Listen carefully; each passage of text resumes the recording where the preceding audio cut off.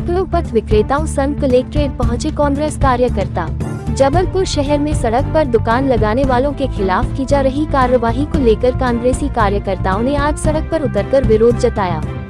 इस दौरान कांग्रेसी कार्यकर्ताओं के साथ बड़ी संख्या में पथ विक्रेता भी उपस्थित रहे। गौरतलब हो कि बीते दिनों अतिक्रमण हटाने के नाम पर पथ विक्रेताओं को व्यापार करने से वंचित किया गया था।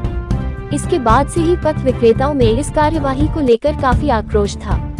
पथ विक्रेताओं के साथ हो रहे अन्याय को लेकर जिला कांग्रेस कमेटी ने एकजुट होते हुए हल्ला बोल आंदोलन का आगाज किया, जिसके तहत उन्होंने कलेक्टरेट कार्यालय पहुंचकर ज्ञापन देते हुए पथ विक्रेताओं के साथ हो रही नाइंसाफी को रोकने की मांग की।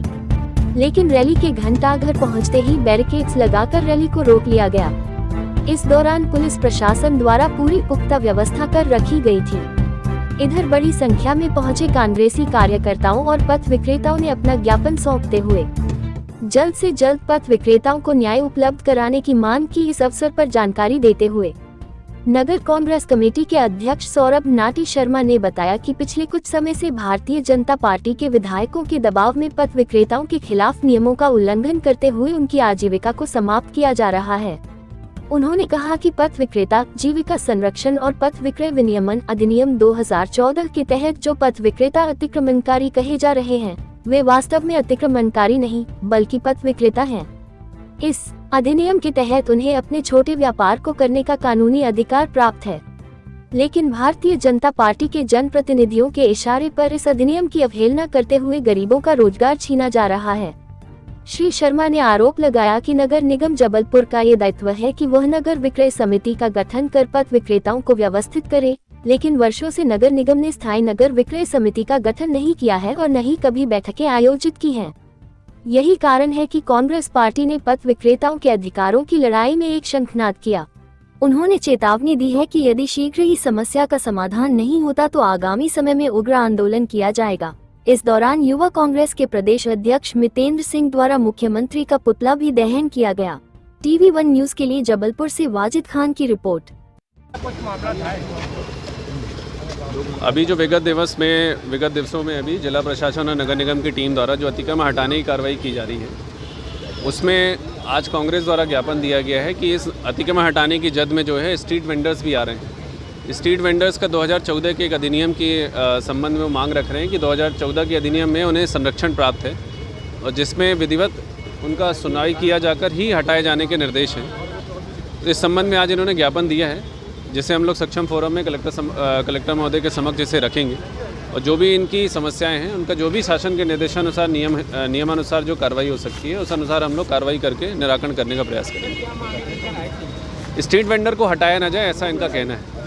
इस संबंध में उन्होंने मांग पुतला दहन किया गया है मध्य प्रदेश सरकार के। ये हमने बेरोजगारी आज 2017 से SI की भर्तियां नहीं निकली हैं। 8 साल से थाने खाली पड़े हैं और इसीलिए आप देख रहे हो कि किस बदसलूकी के साथ महिलाओं के साथ अत्याचार हो रहा है, क्योंकि जब आप पे SI नहीं होंगे, आप पे कांस्टेबल नहीं होंगे तो आप कैसे प्रदेश की रक्षा करोगे। जब आपने कहा था भर्ती कैलेंडर के लिए, तो कहाँ है वो भर्ती कैलेंडर, कहाँ है वो 2 लाख नौकरियाँ। अरे नौकरियाँ सिर्फ यहाँ नहीं, आप अस्पतालों की हालत देखो, सही डॉक्टर नहीं। आप पन्ना जाइए, सतना जाइए, डॉक्टर खाली हैं, सोनोग्राफी मशीन को चलाने के लिए कंपाउंडर नहीं है। तो आप ये समझिए इस प्रदेश में हाल बेहाल हैं। और अगर आज हम लोगों ने क्रांति नहीं की, अगर आज विपक्ष के नाते अपने भाई बहनों की आवाज़ नहीं उठाई, तो हम उनके साथ कहीं ना कहीं अन्याय कर रहे हैं। पर ये आवाज़ अब हम मिलके उठा रहे हैं तो उनके न्याय की बात कर रहे हैं, महिलाओं के न्याय की,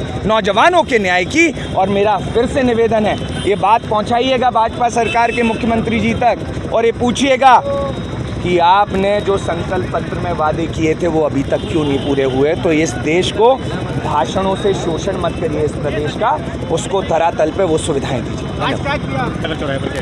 घंटाघर चौराहे पे आज जो गरीबों का मुद्दा था, कांग्रेस पार्टी ने जो उठाया इनके खेलों को हटाने, तो ये सवाल ये है कि अगर एक गरीब व्यक्तियों के लिए आप अगर कोई सिस्टम बनाओगे तो समझ में आता है। आप बिना किसी सिस्टम से कोई भी फरमान जारी कर दोगे तो कहाँ जाएंगे। और जाहिर सी बात है, अगर एक हॉकर जोन में भी जाएंगे तो उनकी वहाँ क्या लेके आपने व्यवस्थाएं की हैं। आप तो रसीदें काटने में व्यस्त हैं और वो पैसा कहाँ जाता है, नरसिंह घोटाले में। वो पैसा कहाँ जा रहा है? लाडली बहना में। भैया नौजवानों को रोजगार की ज़रूरत है, वो पैसा एसआईओ को दीजिए भर्ती निकाल के, वो पैसा इसीलिए किया नहीं मुद्दों। धन्यवाद। देखिए, पथ विक्रेता अधिनियम 2014 इन छोटे व्यापारियों को पथ विक्रेता की संज्ञा देता है और भारतीय जनता पार्टी के विधायक महोदय की गाड़ी फंस जाती है तो एकाएक ये पथ विक्रेता, जिनको संविधान में पथ विक्रेता कहा गया है, ये अतिक्रमणकारी हो जाते हैं। एक तरफ सरकार इनको ऋण देती है व्यापार करने, ठेले के लिए ऋण देती है, दूसरी तरफ इनको व्यापार नहीं करने दिया जाता है। इन पथ विक्रेताओं के सर पर लाखों का कर्ज है, सरकार से भी लिया हुआ कर्ज है, सूदखोरों से लिया हुआ भी कर्ज है, और जब ये व्यापार नहीं करेंगे, इनके सर पे कर्ज रहेगा, तो भारतीय जनता पार्टी सरकार एक बहुत बड़ी विसंगति को जन्म दे रही है। आज जिनके हाथ में ठेला है, आज जिनके हाथ में रोजगार है, अगर उनका रोजगार छिनेगा तो कहीं ना कहीं इनके हाथों में हथियार होने की शंका है। भारतीय पथ विक्रेता अधिनियम 2014 साफ तौर पे कहता है कि नगर निगम के तहत नगर विक्रय समिति का गठन हो, नगर विक्रय समिति सर्वेक्षण करे, इनको चिन्हित करे, स्थान को चिन्हित करे और इनको व्यापार करने का अधिकार दे, जो अधिकार इनको संविधान में दिया गया है। मगर सालों से विक्रय समिति का कोई पता नहीं, बैठकों का पता नहीं, सर्वे का पता नहीं, कोई की गाड़ी फंस जाती है तो ये अतिक्रमणकारी हो जाते हैं। इनको संवैधानिक अधिकार प्राप्त है कि ये जहाँ पर रहते हैं वहाँ पर ये अपना पथ विक्रेता का व्यवसाय कर सकते हैं। कलेक्टर महोदय को हम लोगों ने ज्ञापन सौंपा है और उनसे कहा है तत्काल प्रभाव से इस कार्रवाई को रोका जाए और बैठ के एक कॉमन प्रोग्राम बना के इन पथ विक्रेताओं को सुव्यवस्थित करने का कार्य किया जाए।